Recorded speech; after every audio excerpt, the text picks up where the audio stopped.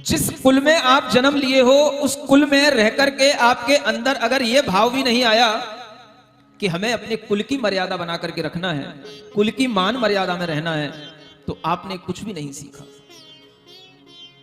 हमेशा एक कुल में जिस तरीके का आचरण रहता है, अगर उसी कुल के अनुसार दूसरे कुल में हमारे बेटे बेटियों का विवाह होगा, वो जाएंगी, तभी हमारी कुल परंपरा आगे बढ़ेगी। अगर इस तरह का एक व्यवधान आ जाता है और हम नीच और उच्च कुलों की जो परीक्षा होती है वो भी हम भूल जाते हैं, तो ये हमारे लिए बहुत बड़ा एक हानिकारक प्रसंग बन जाता है। आज समाज को ये चीजें सीखने योग्य हैं, अपने बेटे और बेटियों को ये चीजें समझाने योग्य हैं कि हमारे बच्चे अगर विवाह करके अन्य कुलों में पहुंच जाते हैं तो वो हमारे कुल से तो दूर ही हो गए। हमने ऐसे ऐसे भी प्रसंग सुन रखे हैं, जैन बच्चे जैन बच्चियां उन कुलों में जाकर के विवाह कर लेते हैं जहां पर मांसाहार होता है, अंडे खाना, मांस खाना, शराब पीना जिनके लिए कोई वर्जित नहीं है। बस सामने वाला व्यक्ति कहता है घर में होता होगा, हम नहीं करेंगे।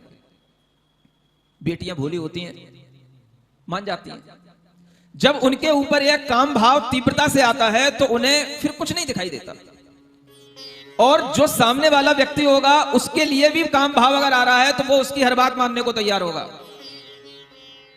बेटी अगर कहेगी भी हमारे माता पिता तब नहीं मानेंगे, तब तक नहीं मानेंगे जब तक कि आप यो ना कह दो कि मैं कभी मांस नहीं खाऊंगा, मैं कभी अंडा नहीं खाऊंगा, मैं कभी शराब नहीं पीऊंगा, तो सामने वाला कहता है मैं बिल्कुल कह दूंगा, तैयार हूं।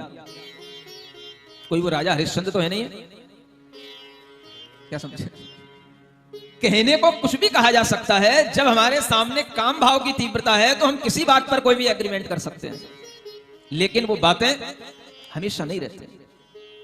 सब कुछ विवाह के बाद भुला दिया जाता है और बेटी जहां पहुंच जाती है, जहां रहना पड़ता है, वहां अगर उसकी मां बेटे की कहती है ये बेटी अगर हमारे घर के अनुसार नहीं चल रही है तो इसको लाने का मतलब क्या है, और उस बेटी को फिर वही सब कुछ करना होता है जो उस घर में होता है।